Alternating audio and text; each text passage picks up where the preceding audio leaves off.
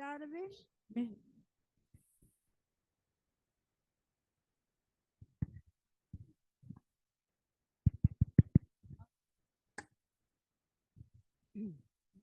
Buenas tardes. ¿Me escuchan? ¿Me escuchan o no? ¿Un poco? Ya. Buenas tardes a todas y todos. Gracias por venir. Esta es el primer encuentro cultural que hacemos después del verano.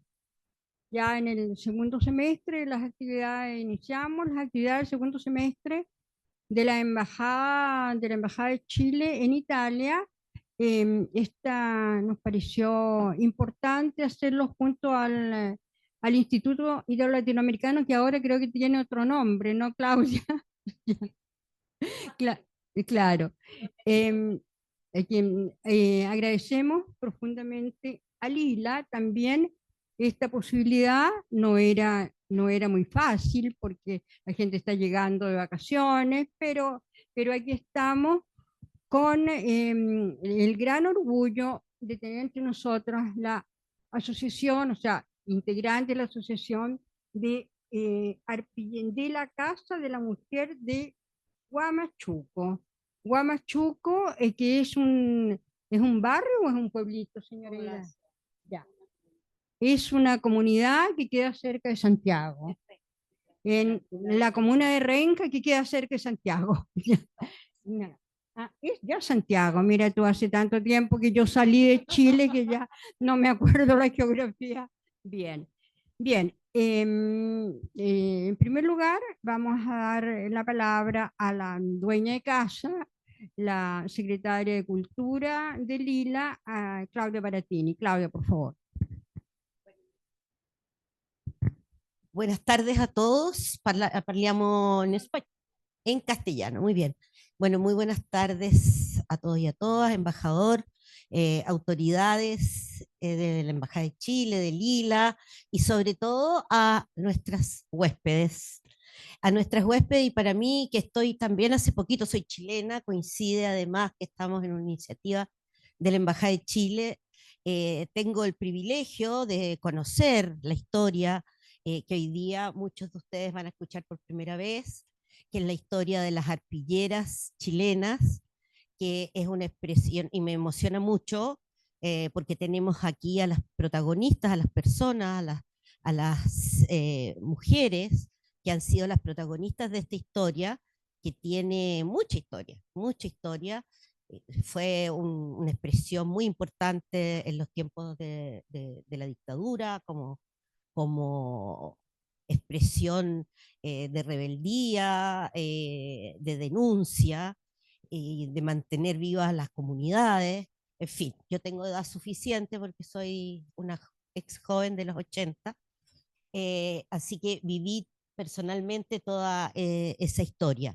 Y la verdad que es una historia que tiene muchos antecedentes. Bueno, hoy día aquí hay profesoras que saludo de la Universidad Roma 3, y también una connacional periodista que viene de Cataluña, Beatriz Silva, y la profesora Ángela Di Matteo. Van a poder quizás contar mucho más y sistemáticamente esta historia, pero es una historia muy bella, de construcción de memoria, de historia, de comunidad, donde han sido las mujeres las protagonistas. Y eso tiene en América Latina, ya no estamos en el Instituto Ítalo-Latinoamericano, tiene antecedentes también en nuestras culturas indígenas, y el lugar que las mujeres han tenido históricamente en unas comunidades y en sociedades muy patriarcales, pero que han sido grandes observadoras, grandes narradoras, y han mantenido memoria haciendo comunidad. Y yo creo que esta es una historia extraordinaria que tuvo un auge vinculado a algo dramático como fue la dictadura en Chile, pero que llegó para quedarse y sigue siendo expresión en democracia de expresión de los conflictos sociales, de los deseos sociales, de las necesidades de cambio, y también de fiesta, de alegría y de celebración. Entonces yo agradezco mucho la presencia de la señora Aida Moreno Reyes, que es una de las líderes de esta casa de Huamachuco, que es un renca, es un un barrio de Santiago, del gran Santiago metropolitano, de una ciudad gigantesca.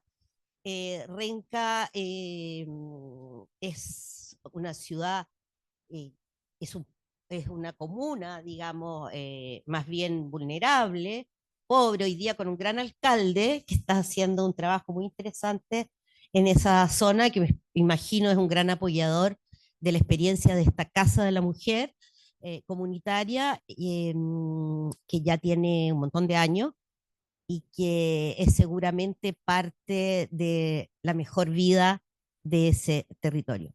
Así que muchísimas gracias, un honor tenerlas aquí y vamos a escuchar a las que más saben de esta historia. Muchas gracias.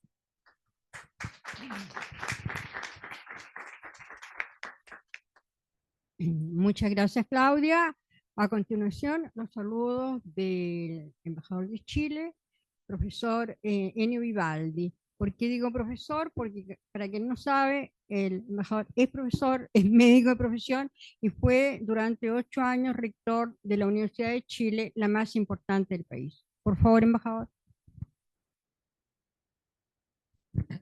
Muchas gracias. Saludo a toda la mesa, a toda la concurrencia. Primero, por cuestiones que hoy día son importantes de género, no se debe decir el ILA, porque el ILA estaba bien cuando era instituto, ahora se llama organización y por lo tanto corresponde decir la ILA. Entonces, el vocativo debe decir, el artículo debe ser la, ¿no? Y eso, otro, tú vienes de Barcelona y lo primero que se me viene a la mente, siempre escucho la palabra Barcelona, no sé por qué, era al llegar a Barcelona lo primero que se ve son los malos oficiales sentados en el café, ¿ya? Y es impresionante cuando, porque, perdón, tú te calificaste como ex joven, yo soy un joven en ejercicio pleno de su condición de edad, ¿ya? No es tan broma, ¿eh? Porque yo creo que muchos de mi generación quedamos un poco fijados, una parte de nosotros quedó fijada en ese momento en que ocurrió tanto la elección de Allende como el golpe de Estado. ¿Ah? Entonces, hay algo así de fijación ahí. Pero una cosa que es muy interesante y tiene mucho que ver con esto, creo, es que los jóvenes universitarios y secundarios, porque en Chile ustedes saben que los jóvenes son muy precozmente políticos, ¿ya? En los liceos, en todas partes, en toda la educación media, los jóvenes se abanderan con partidos, eligen sus centros de estudiantes según listas políticas, etcétera. Y dentro de ese interés de los jóvenes, ¿ya? Se daba entonces esta circunstancia en que por alguna razón los estudiantes de izquierda, ¿ya? En todo, cuando se hacían los escrutinios, etcétera, eran permanentemente cantadas las canciones de la Guerra Civil Española, cosa que a los españoles les parece sorprendente. Y un amigo mío, profesor, como decíamos, de la Universidad de Mallorca, ese tipo no podía creerlo porque él estuvo una semana en Santiago, fuimos a ver una obra de teatro muy buena que se montó, no sé, como ustedes pueden recordar, los chilenos, digo, sobre el Winnipeg, y fuimos a ver una exposición en que aparecían muchas cosas con respecto a la Guerra Civil Española. Y él confesaba que en esa semana que había estado en Chile, había aprendido más de todo el periodo de la dictadura franquista que lo que jamás nunca le enseñaron en el colegio, ni había tenido oportunidad de ver en España, digamos, ¿ya?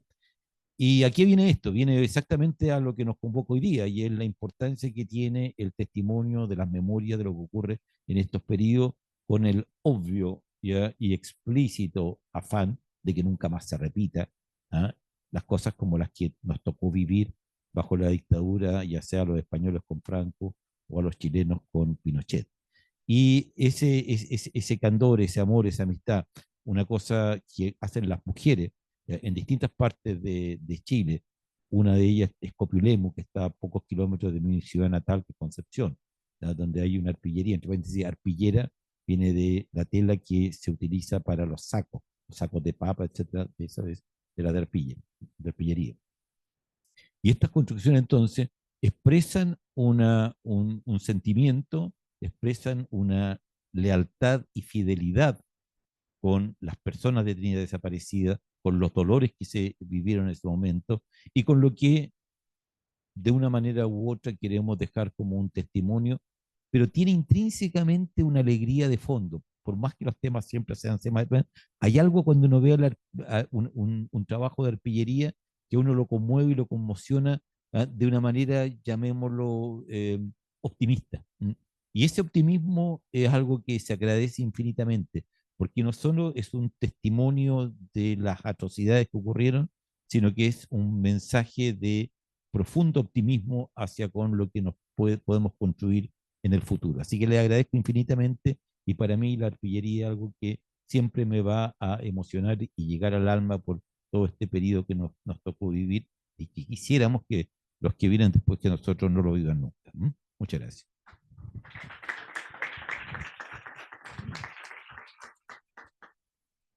Gracias, embajador.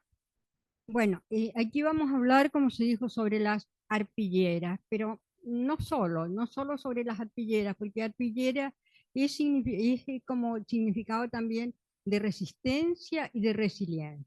Tenemos a algunas mujeres que han sido pioneras en la fabricación de arpilleras, como la señora Aguida Moreno, que desde siempre, ¿no? Han pasado 50 años, o sea, yo creo que todos éramos jóvenes en ese momento, cuando diversamente, no, éramos jóvenes en ese momento. Y ya usted dirige, señora Ida, actualmente la Casa de la Mujer, Huamachuco de Renca, que es un centro de atención a la mujer que creó ella misma, porque ahora es muy fácil hablar de atención a la mujer, pero hace 50 años atrás, fíjense que no era tan fácil. A mí me han preguntado muchas veces, y bueno, pero ¿por qué en el programa de las 40 medidas de Allende no se hablaba de los derechos de la mujer? Y me tengo que decir, bueno, porque no era tema, porque es eso, no era tema. Entonces, o sea, realmente había que ser pionero.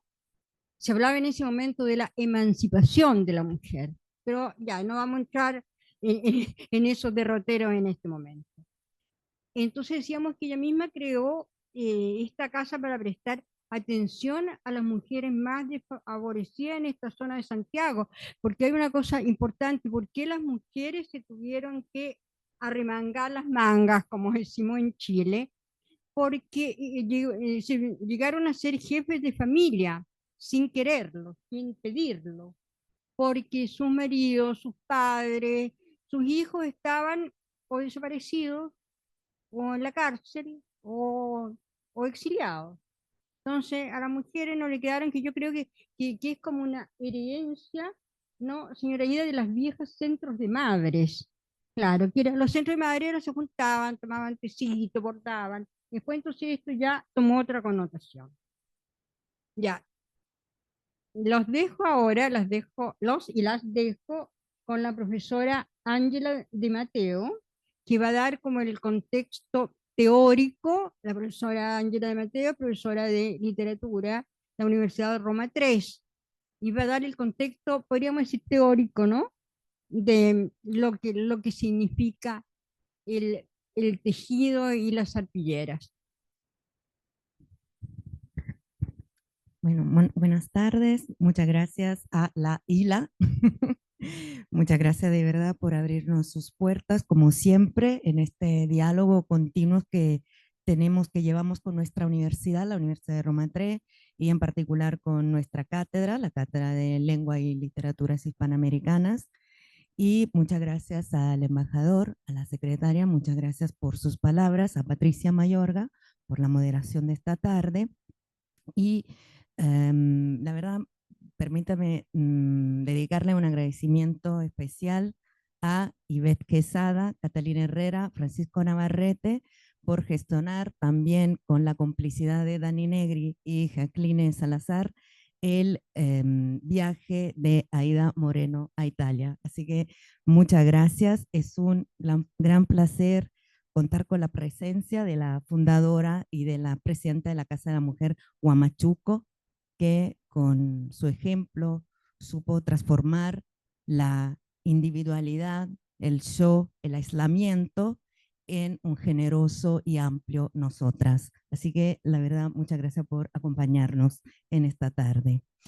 Aida Moreno es una narradora, me gusta decir, porque con sus arpilleras, así como todas las arpilleras de todas las mujeres chilenas, supo contarle a todo el mundo la historia de su comuna, las necesidades de las mujeres de su entorno y así supo crear una casa que es un hogar para muchas, muchas familias.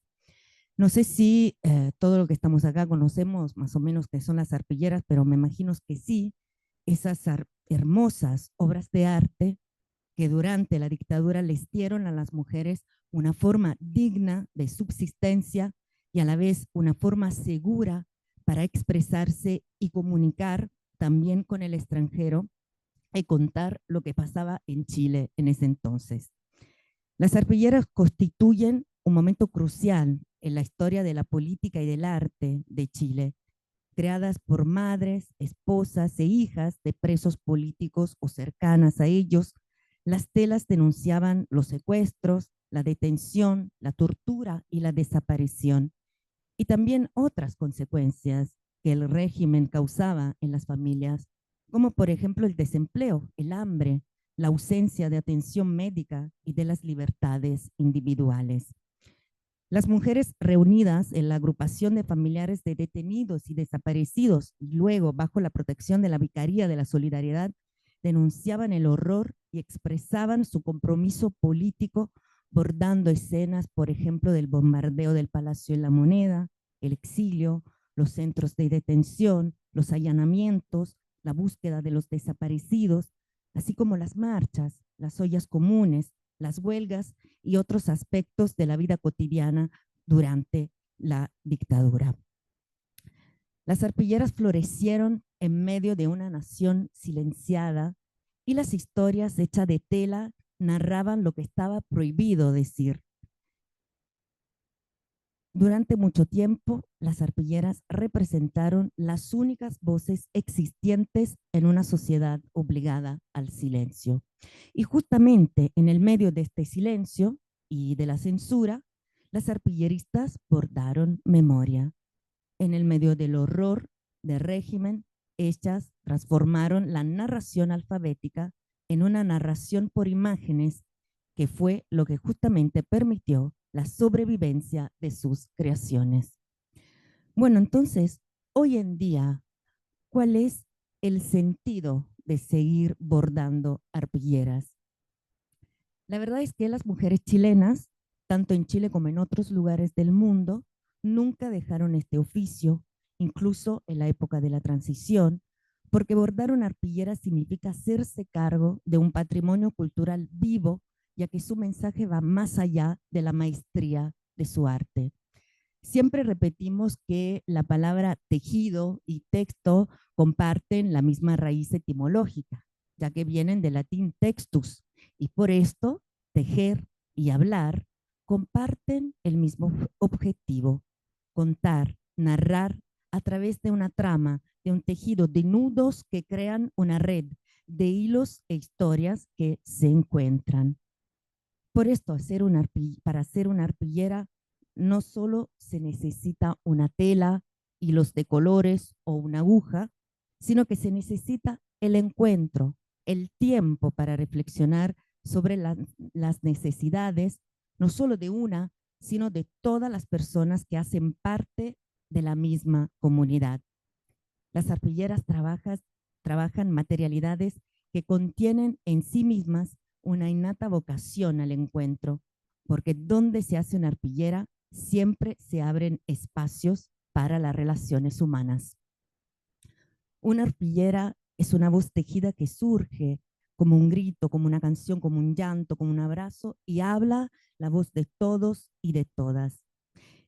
Y de hecho me gusta decir que las arpilleristas, gracias a su narración textil, llegan a tejer libros de historia. Y con respecto a esto, quisiera detenerme un momento sobre el valor testimonial de estas páginas de tela. En el marco de los estudios sobre memoria, siempre se hace hincapié en el carácter parcial del testimonio.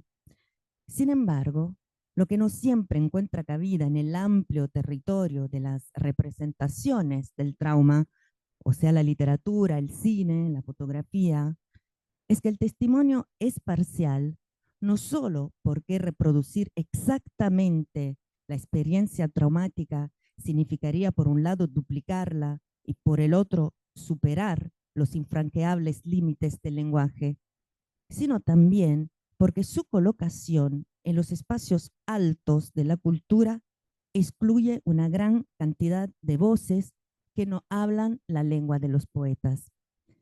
Pero entonces la pregunta es, ¿será posible escuchar estas voces otras?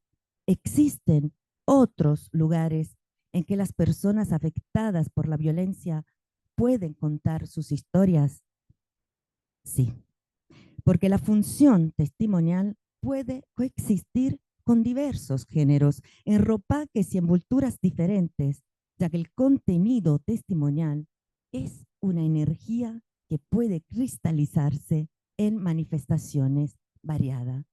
Y por esto, desde espacios no siempre institucionales, las arpilleristas de ayer y de hoy transforman el oficio de la costura en una herramienta de denuncia política, encontrando con su trabajo respuestas concretas a las continuas violaciones de los derechos de la mujer y de los derechos humanos en general. Se trata de un quehacer históricamente doméstico y solitario, el de la costura, que se abre a la colectividad, a la pluralidad y transforma una técnica en un lenguaje que encuentra en el espacio comunitario un lugar de enunciación disidente. Por su capacidad de convertir el bordado en un arma pacífica de oposición, las arpilleras encajan perfectamente en los que hoy llamamos textimonio, o sea, donde el texto, lo textil y el testimonio se manifiestan como materialidades portadoras de otras gramáticas, de otras memorias, que desde el canal periférico irrumpen en el centro de la mirada del Estado. Ser mujer y ser bordadora no es simplemente un acto estético. Bordar contra la pobreza, la discriminación y la violencia económica es una acción que lleva a efectos reales entre las personas, y estoy segura de que luego la señora Ida podrá contarnos cómo cambió la vida de muchas personas gracias a la Casa de la Mujer de Huamachuco. Entonces, los testimonios, desde su lugar a veces minoritarios, crean un nuevo código de denuncia, una nueva forma de contar la barbarie de nuestros días y de difundir belleza. La práctica testimonial se nos ofrece como una propuesta para pensarnos como sociedad a través de la materialidad textil, donde el acto de surcir, unir, amarrar, remendar, es un acto que surce, une, amarra y remienda los huecos y los vacíos de nuestro tejido social. En situaciones de violencia económica, violencia de género, de racismo, de injusticia social, bordar significa recuperar la capacidad de hacer algo materialmente hermoso y políticamente significativo, haciéndolo además de forma colectiva, para responder con palabras de paz a los conflictos de nuestros tiempos. Y como decía Francesca Gargallo, que estudió entre muchas cosas el bordado, italiana, radicada en México, bordar es rezar, actuar, decir, estar, reencontrarse con la sociedad. Por lo tanto, bordar es una potente práctica estética de no violencia y de construcción de solidaridad y cooperación que hace que las bordadoras experimenten contra toda forma de aislamiento el entusiasmo de vivir en colectividad, porque bordar es recuperar un sentido verdadero y profundo frente al sinsentido de la violencia. Hoy en día, ser una arpillera, participar en un taller, darse el tiempo de coser, de tejer, de pensar, sigue siendo una revolución, porque contraponiendo la ternura a la tortura, el reflexionar al producir, el trabajo colectivo a la individualidad, se generan nuevas estrategias, tanto simbólicas como materiales, de denuncia y de subsistencia, salvando la herencia cultural de una comuna y a la vez de todo un país. El oficio de las arpilleras nos permite reestructurar una ética del cuidado. Y antes de darles las palabras a las invitadas de hoy, quisiera concluir esta intervención con un fragmento de Palabra e Hilo de la gran artista y poeta Cecilia Vicuña, que en 1996 escribía: la palabra es silencio y sonido, el hilo lleno y vacío. La tejedora ve su fibra como la poeta su palabra. El hilo siente la mano como la palabra la lengua. Estructuras de sentido en el doble sentido de sentir y significar. La palabra y el hilo sienten nuestro pasar. La palabra es el hilo conductor o el hilo conduce al palabrar. Ambas conducen al centro de la memoria, a una forma de unir y conectar. Hablar es hilar y el hilo teje el mundo. Así que con estos versos yo les agradezco su presencia de hoy y les paso la palabra para que Aida nos cuente cómo decidió tejer el mundo. Muchas gracias.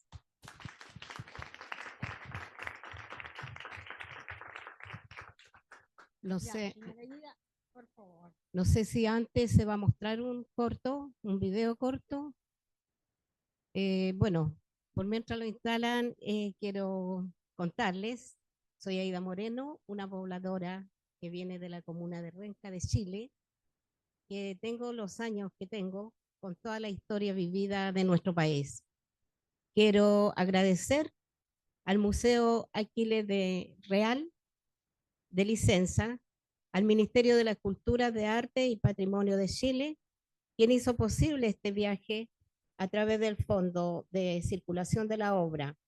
Agradezco a la Embajada de Chile en Italia, al Instituto La Ítalo, La isla. ya latinoamericano, que nos recibe hoy y nos da este apoyo en este hermoso lugar, que es también apoyado por el Museo de la Memoria y los Derechos Humanos. Entonces vamos a ver un cortito, sí, como para reconocer un poquito en los lugares que estamos, voy a hablar.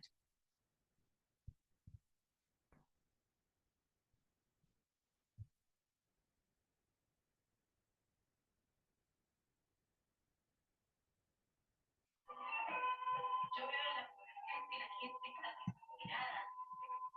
Hay tanta cesantía. El hambre y la miseria toca duramente nuestras puertas. Los niños se están desnutriendo. Ni siquiera tienen la posibilidad de estudiar. El hombre se ve afectado, se ve pillado, tratando de arañar un trabajo para poder vivir. Y por tanto,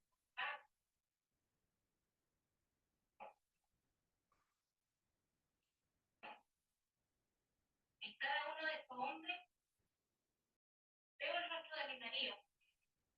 Siento lo que yo he sentido cuando mi marido ha estado distante, cuando ha tenido que salir a recorrer buscando algo, se ha levantado y ha salido de aquí caminando cuadra de cuadra y ha vuelto sin nada. Otro, esperando con una esperanza de que él traiga algo, ha tratado de mantener esa esperanza en el día, diciéndole a los niños, ojalá que al papá le vaya bien. Pero cuando llega el hombre muerto de hambre, estamos en la casa esperando algo, hasta sin luz, porque está en su casa, se nos corta la luz. Llega el hombre y, bueno, ahí es donde a veces salen llantos, porque realmente no hay que ofrecerle, no hay que ofrecerle a los hijos ni nada para compartir. En estos momentos la casa está fría, estamos tristes, no hay alegría, no hay deseo de vivir.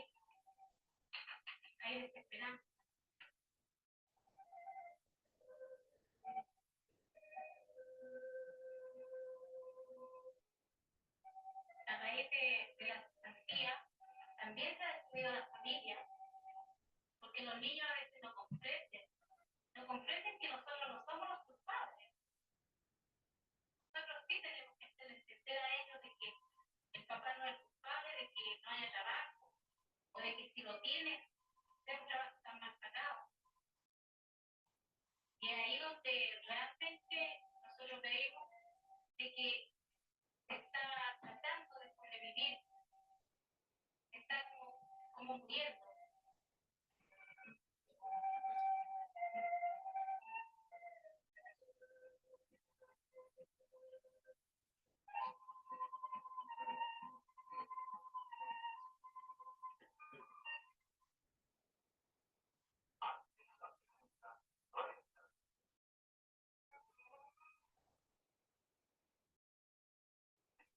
Y después de toda esta realidad que nos afecta a nosotros, ver esos reclames de la televisión, donde muestran los pollos, los helados, las tortas, los niños con hambre viendo esto.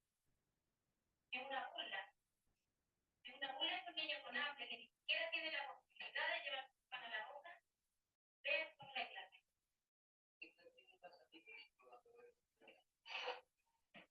Yo no. ¿Lo veo? ¿Cómo está?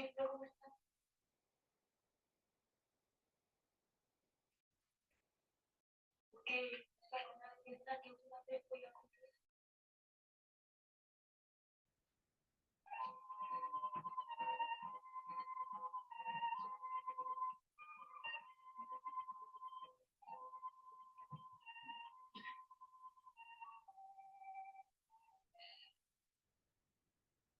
Y más encima tener que soportar estos discursos que nos da el gobierno, que respeta los derechos humanos, que respeta a la familia, a los niños. ¿Y de qué forma los respetan? Cuando tenemos el caos en nuestra propia casa, no tenemos ni siquiera para cocinar, para darle comida a nuestros hijos.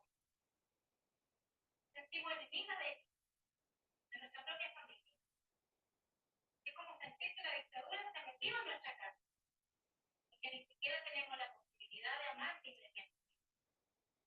¿Cómo vamos a poder amar si estamos pensando que el otro día no hay que comer, que los niños están zapatos, que no tienen tiempo para ir al colegio? Porque con tantos problemas ya ni siquiera podemos hacer el amor con nuestra pareja libremente.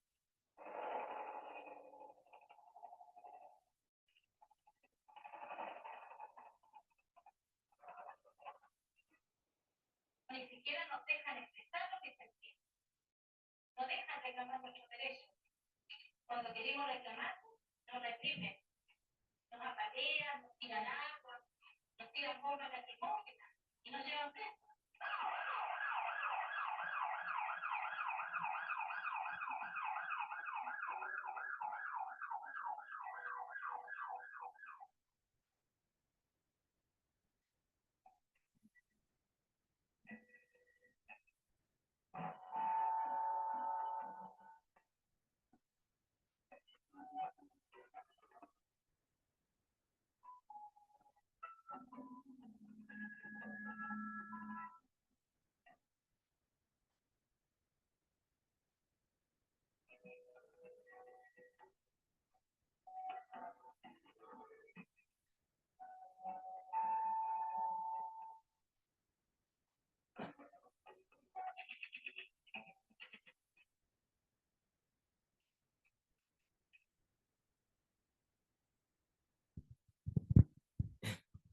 Bueno, eso es como una pequeña parte que muestra desde los años que nosotras las mujeres fuimos capaces de salir de la casa, porque antiguamente las mujeres estábamos encerraditas, siendo solamente, decíamos nosotras, dueñas de casa, criando guagua, con muchos hijos, porque también para nosotros no existían las posibilidades de la prevención. Como narró anteriormente acá la profesora, el sentido de la arpillera es un sentido que no es como hacer un chaleco, sentarme a ver televisión y tejer y tejer y tejer. Necesitamos nosotros este tiempo, esta concentración y el momento de relatar lo que nosotros vivimos. La Vicaría de la Solidaridad en aquellos años, con la abogada que existe todavía, Gloria Torres, ¿ya? Conversan con el obispo. ¿Qué poder hacer con estas tremendas filas de gente que esperaba noticias de su familia? Querían saber dónde están, colas y colas en la vicaría. Y conversan ellos y buscan una posibilidad de entregarle a las mujeres y a los hombres también algo como para que en el fondo pudieran como entretenerse. Y Valentina Borne, que fue nuestra maestra, mi maestra, para quien hoy día pido un aplauso porque desde el más allá ella está presente con nosotras. Valentina Borne, una tremenda escultora, llega a las poblaciones donde estábamos nosotros, pero antes de llegar a las poblaciones, le dan este tremendo quehacer, este oficio a la familia de los desaparecidos, para que pudieran ellos narrar a través de estas telas, narrar lo que estaba viviendo cada uno desde distintos lugares, desde distintos escenarios. Ellos en la búsqueda de sus familiares y nosotras en las poblaciones en la búsqueda de un plato de comida para alimentar a nuestros hijos.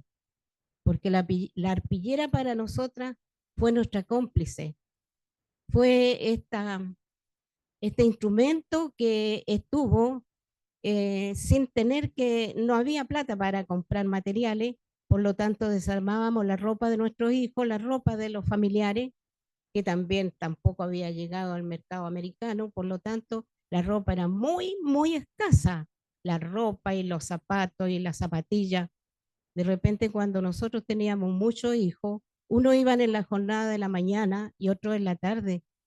Yo misma tenía que esperar que llegara el de la mañana para que el de la tarde fuera con esa misma cotona.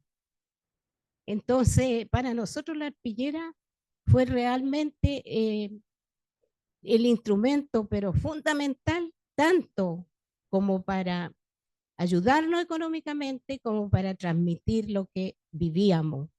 Porque aquí tengo yo una arpillera que es la que se aproxima a los 50 años, que nosotras trabajábamos con ella con los sacos de harina. ¿Ya? Estos son los sacos de harina de los molinos. ¿Ya? Entonces, no teníamos que entrar en grandes gastos porque tampoco estaba la plata. Por lo tanto, íbamos al negocio y le pedíamos un saco de harina al caballero que desocupaba el saco, los lavábamos, los planchábamos y empezábamos a plasmar con las ropas de nuestros hijos, de nuestra familia, a plasmar un momento. Este momento cuenta una historia que hoy día también la tenemos vigente. Dice que no hay trabajo, no más muertes, no hay trabajo, justicia, en fin. Esto para nosotros fue la herramienta fundamental, tanto para alimentar nuestra familia, como para poder contarle al mundo entero lo que estaba pasando. Nosotras, como viejas, hemos seguido evolucionando a través de la arpillera, sintiendo de que cada día tenemos cosas que contar. La arpillera no puede haber sido algo que se ocupó en tal momento y que fue útil para nuestra comunicación, sino que siempre siendo útil en estos momentos y en todo momento y traspasando a las nuevas generaciones. Afuera tenemos una muestra que también es tan vendible porque la situación económica para la gente en todo el mundo no es de lo mejor. Entonces, el tema de la arpillera nos ha llevado a contar a distintos lugares, tanto en los colegios. No es fácil llegar a los colegios porque tampoco políticamente no hay ningún interés en este tipo de arte, ¿ya? De hecho, se llama artesanía y no arte. Y es un arte porque nace desde el alma. Entonces, nosotros estamos luchando para que esto cada día tome más valor en las generaciones nuevas. Como nosotros también llegamos a un terreno para levantar una mediagua y cómo luego, en esos mismos años, llega el golpe militar. y cómo como mujeres seguimos luchando. Primero, antes de la arpillera, en las ollas comunes. Las ollas comunes fue una forma de unirnos y poder juntas llegar a darle un plato de comida a nuestros hijos. Y darnos cuenta también que nosotras como mujeres necesitábamos un lugar, dijimos inicialmente, para reír o para llorar, porque en la casa no lo teníamos. Y así con la Iglesia Católica, con la Hermana de la Misericordia, una gran agrupación de religiosas feministas, nos ayudaron para abrir una iniciativa de la Casa de la Mujer, la que a corto tiempo tuvo mucho éxito porque es algo innovador, que las pobladoras seamos capaces de hacer demandas que en realidad de repente dicen, pobres mujeres, solamente se tenían que conformar con un plato de comida, pero nosotros tuvimos una visión muy amplia y hoy día tenemos un centro de formación, capacitación y servicios comunitarios, Casa de la Mujer, que ha recibido el sello bicentenario, ha recibido todos los reconocimientos, pero sin recursos. Si todos esos reconocimientos se formaran en recursos, sería un trabajo muy lindo. Tenemos una guardería comunitaria que nosotras hemos dado cuenta de que ninguna mujer puede salir adelante si no tiene un lugar donde cuidar a su hijo. El gobierno o el Estado tiene programas que no son los reales, no son los que se necesitan. Y nosotras atendemos a los niños desde la mañana hasta las 8 de la noche cuando su madre llega a retirarlo. Ellos se van con su colación y se van con sus tareas hechas. También para darle la seguridad al niño, para darle la tranquilidad a la mujer y merecer también una mejor calidad de vida de los tiempos que la mujer puede disfrutar con su familia. Eso hasta el momento. Si alguien quiere hacer una pregunta, estoy...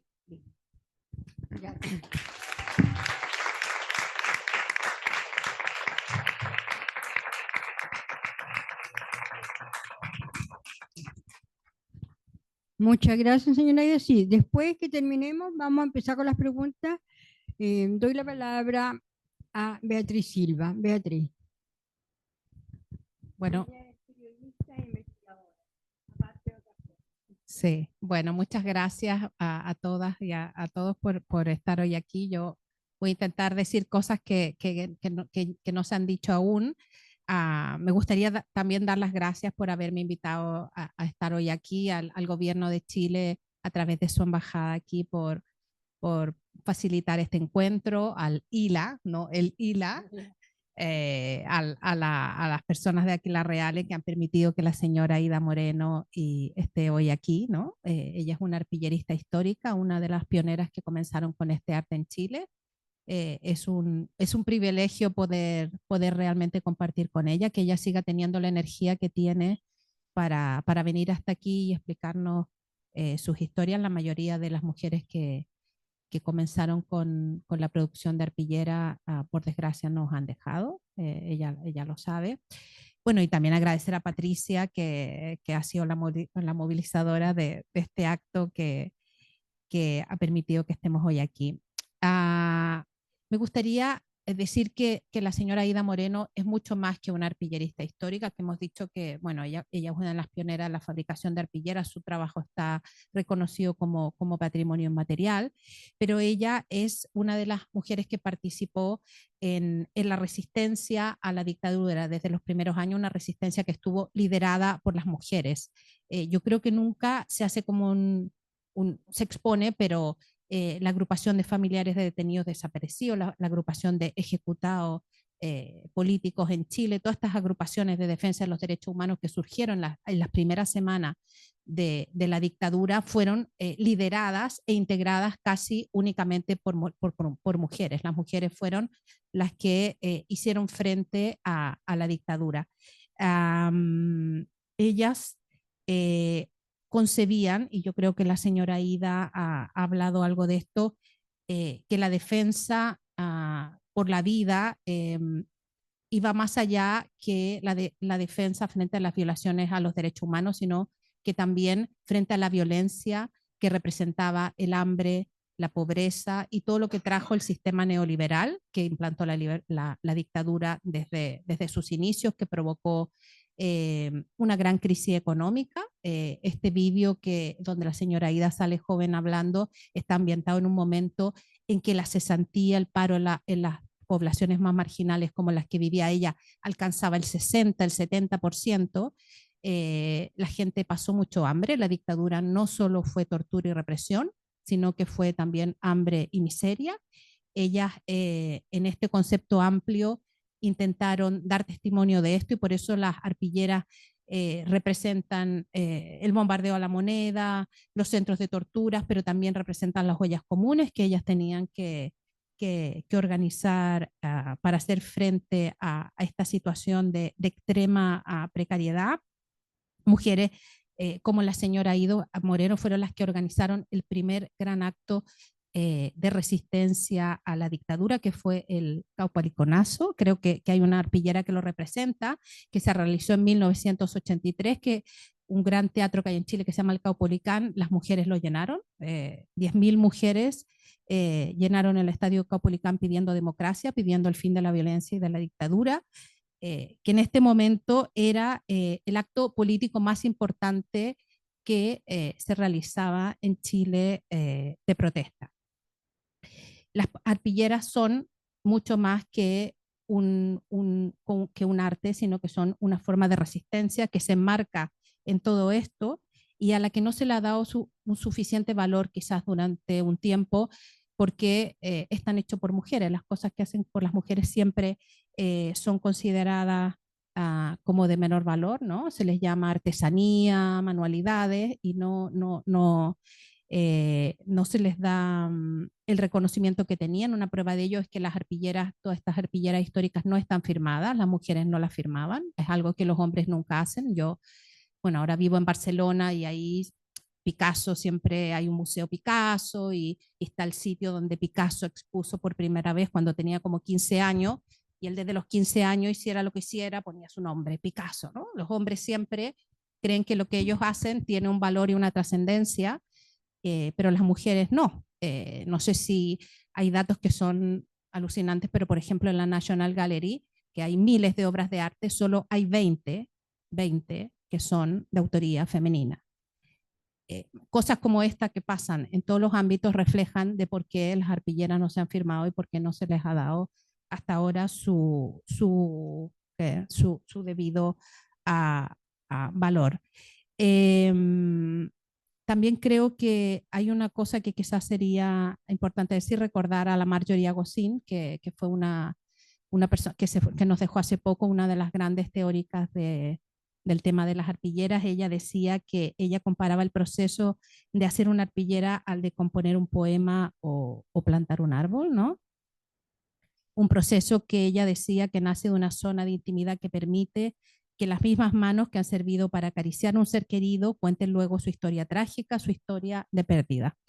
En este caso eran las manos de las madres, de las esposas, de las hijas, de las hermanas que se involucraron en estos movimientos de defensa de los derechos humanos y que además de hacer arpilleras recorrían las comisarías, los hospitales, los cuarteles buscando a sus seres queridos, siempre con la foto en el pecho, ¿no? Y de hecho eso es algo que está muy representado en las arpilleras, que salen las mujeres encadenadas frente a los tribunales, haciendo concentraciones, siempre con la foto de su desaparecido en el pecho hasta el día de hoy, porque en Chile siguen habiendo 1.469 personas que no sabemos dónde están, si las tiraron en el mar, si las hicieron explotar. Un libro reciente de Philip Sands, que no sé si ha sido publicado en Italia en italiano, pero revela que ahora comienza a saberse que podrían haber convertido muchos cuerpos de personas desaparecidas en harina de pescado, que es un producto que en los años 70 se utilizaba para alimentar pollos. Es horripilante. Esto hasta ahora no se sabía. La memoria democrática de Chile es una memoria que sigue todavía pendiente de escribir, que tiene, sabemos episodios, pero hay otros que todavía están inconclusos. Y si no fuera por las arpilleras, probablemente muchos de estos episodios no los sabríamos y hay algunos que no lo sabemos aún. También yo creo que es importante decir que las arpilleras, es difícil hablar de las arpilleras sin hablar de la justicia pendiente, de la dificultad de convivir con la memoria, con el trauma individual y colectivo, porque la justicia sigue pendiente en Chile. Los casos de violaciones de los derechos humanos que tienen una sentencia firme son muy pocos, creo que son alrededor de un 15%, a pesar de que hay que la cúpula de la DINA, de la policía secreta, de la dictadura, está en la cárcel, la mayoría de los agentes sigue libre, o no hay sentencia firme de los casos, ¿no?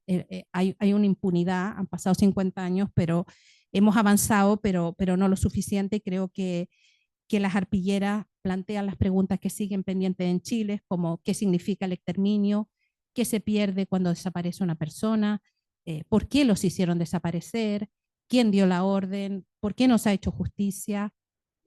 Podemos construir un futuro libre de violencia sin que haya esta justicia y esta reparación.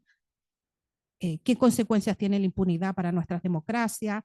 Y cómo podemos reparar. Yo creo que las arpilleras son también una forma de reparación. A las mujeres que las hacían significaron una terapia porque les permitieron expresar aquello que tenían dentro. Yo creo que no solo es necesario escribir la memoria democrática pendiente, sino que es necesario que ésta tenga una mirada femenina, la mirada que tuvieron las arpilleristas, que impida que las violaciones a los derechos humanos se repitan en Chile, sobre todo en un momento en que en Chile hacemos frente a un proceso crucial. En Chile en este momento las intenciones de voto para las próximas elecciones de las formaciones de ultraderecha que niegan, que hacen un proceso de revisionismo, que en algunos casos niegan las violaciones a los derechos humanos y en otros casos las justifican, son un 35%, o sea, un 35% de los chilenos y las chilenas hoy en día tienen la intención de votar por estas formaciones. Uno de los principales candidatos a las presidenciales se llama José Antonio Kast. Este hombre propone el indulto para algunos de los agentes como Miguel Krasnov, que tiene condenas por más de 1000 años de cárcel por crímenes de lesa humanidad, y yo creo que las arpilleras están más vivas que nunca. Muchas gracias.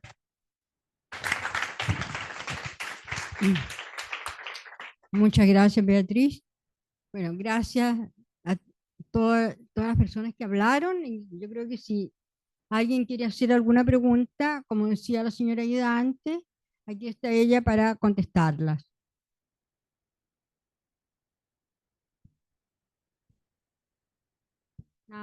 Sí.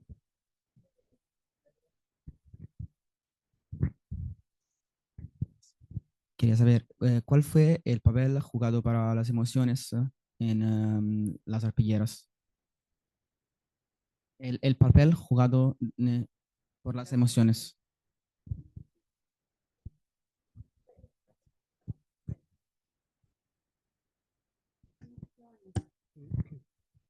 Para muchas mujeres, yo creo que para toda la mujer que hace arpillera, es una verdadera terapia.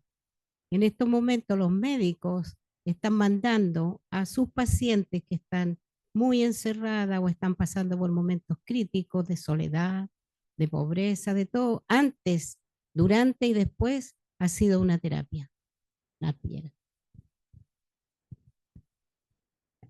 ¿Sí? ¿Se contestó la pregunta? ¿Alguien más? Sí, allá.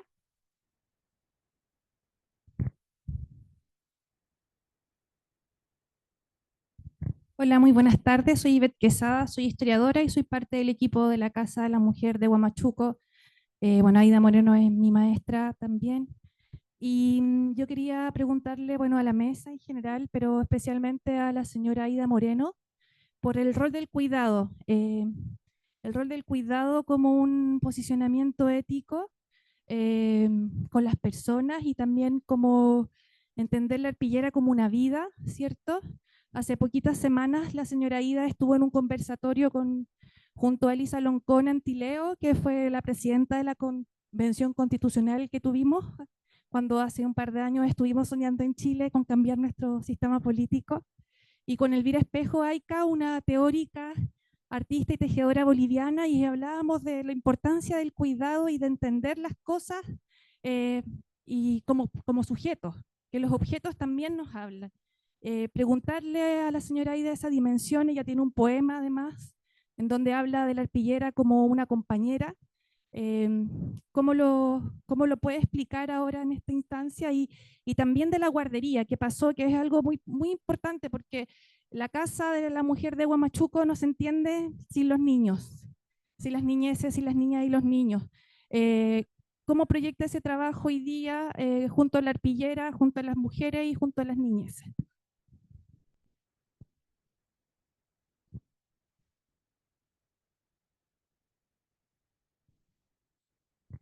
Bueno, la verdad es que cada vez que se habla de cuidados, me toca la fibra íntima, porque fue tan difícil para poder criar los hijos en aquellos años, pero cuando tenemos claro de que el cuidar es lo principal, es que nosotros hemos comprometido para toda nuestra lucha el cuidado de nuestros hijos, de los hijos del pueblo, de estos niños que la mayoría de los niños con quienes nosotros trabajamos son hijos de madres jefas de hogar.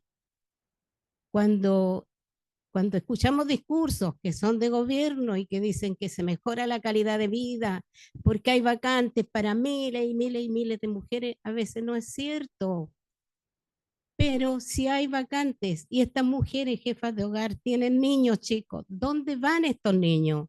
Porque los programas de colegio, los niños de 5 años, 11 meses, salen de prekinder. Hay un programa de gobierno que se llama de 4 a 8, que no sirve porque se abre a las 4 de la tarde. Si el niño chiquitito de 5 años sale de clase, tiene que esperar hasta las 4 de la tarde para ir a un programa de 4 a 7. Bueno, pero además esos programas son para jugar. La Casa de la Mujer tiene este lugar donde los niños llegan, se les revisan sus tareas, se les da una colación. Lo que pasa es que la mamá puede disfrutar de un mejor tiempo y ese niño puede ser un gran personaje, como han sido muchos hijos del pueblo. Me emociona porque yo tengo un hijo que es diputado de la República, un hijo que estuvo en las ollas comunes, que se crió con hambre, se crió con falta de zapatos, con falta de todo. Entonces, ¿cómo no voy a creer que es posible poder cambiar este mundo con la voluntad de todos y de todas? Eso, gracias.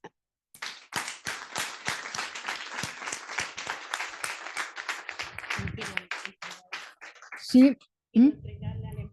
Ya, ya. Yo creo que después de esto todos quedamos un poco, yo imprimi, o sea, realmente y yo no soy muy dada a emocionarme, pero realmente yo soy testigo, dice el embajador, que no soy muy dada a emocionarme. Entonces, pero ya, señora, muchas gracias por su trabajo, muchas gracias por lo que nos has dicho, muchas gracias por este momento. Ahora usted quería decir que... Sí, quiero entregarle al señor embajador un libro con la historia de la Casa de la Mujer. Esta casa, el haber partido con esta necesidad de juntarnos a reír o a llorar, como decíamos, porque no teníamos ese espacio en nuestras casas, las religiosas de la Iglesia Católica fueron las primeras que nos apoyaron para tener una casita, una mediagua, no sé si entienden, una casa de madera. Después yo tuve la posibilidad de ir a una capacitación a Estados Unidos, pero tuve la valentía de ir y de hablar y de decir lo que realmente nosotras las mujeres queremos: luchar, salir adelante, ser digna. Y fue posible recuperar un espacio que era un supermercado, donde en ese supermercado se construyó una casa de la mujer que es como un colegio. Es muy digno, ha ganado, como le digo, el sello bicentenario, porque da cuenta de ya cerca de los 50 años y estamos invistas para seguir adelante. Así que quiero entregarle...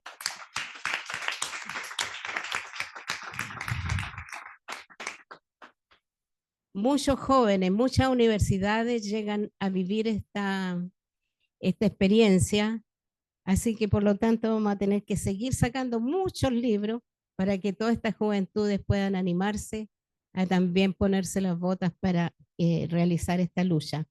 El otro libro se lo quiero entregar a la señora, tenía aquí anotado su nombre. Claudia, para ti. Bueno, con mucho gusto para que pueda estar acá. Listo. Muchas gracias. ¿Por qué no buscar una foto a la señora Ida con el embajador y con Claudia, por favor?